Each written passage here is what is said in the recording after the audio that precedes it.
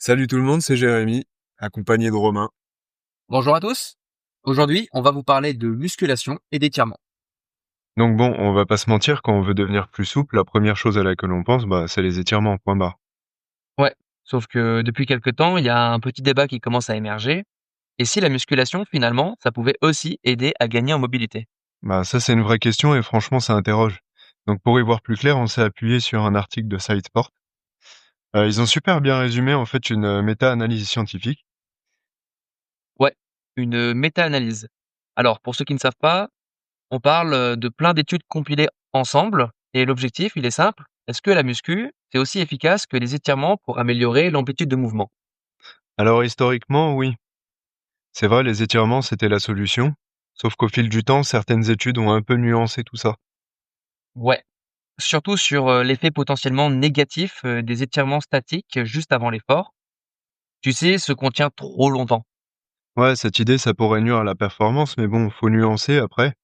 Les étirements courts, genre, moins d'une minute par muscle, intégrés dans un bon échauffement dynamique, ça pose pas de souci. Et sur le long terme, leur efficacité, elle est plus à prouver. Exactement. Mais revenons à cette fameuse méta-analyse. Tu veux les chiffres? Ouais, vas-y, balance.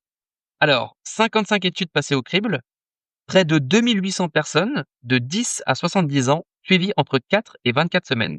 OK, solide. Et ils comparaient quoi? Donc, en gros, il y avait 3 groupes.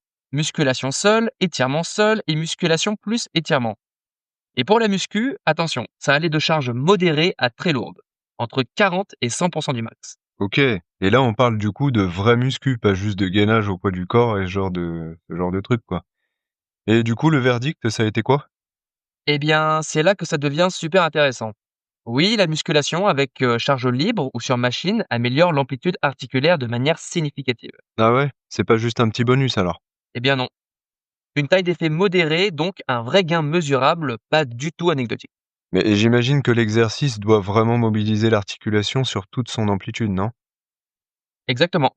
Si tu bosses qu'à moitié de l'amplitude, bah t'auras qu'un demi-effet. Logique. Mais est-ce qu'ils ont regardé d'autres facteurs, genre l'âge, le sexe ou même le niveau sportif?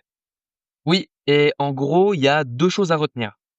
Ceux qui partaient de loin, les sédentaires, ont eu de meilleurs résultats que les gens déjà entraînés. Mais pour le reste, pas de différence significative selon le sexe, l'âge, le type de contraction ou la fréquence d'entraînement. Ok, c'est intéressant, mais du coup, ça marche comment concrètement? Pourquoi la muscu, elle va rendre plus souple? Alors là, il y a plusieurs pistes. Déjà, un exercice bien exécuté sur toute l'amplitude, c'est presque comme un étirement dynamique, sauf que tu as une charge en plus, ce qui accentue l'effet. Donc en gros, c'est un étirement, mais sous tension. Voilà. Et même si les mécanismes exacts sont encore débattus, une hypothèse sérieuse, c'est l'aspect psychologique.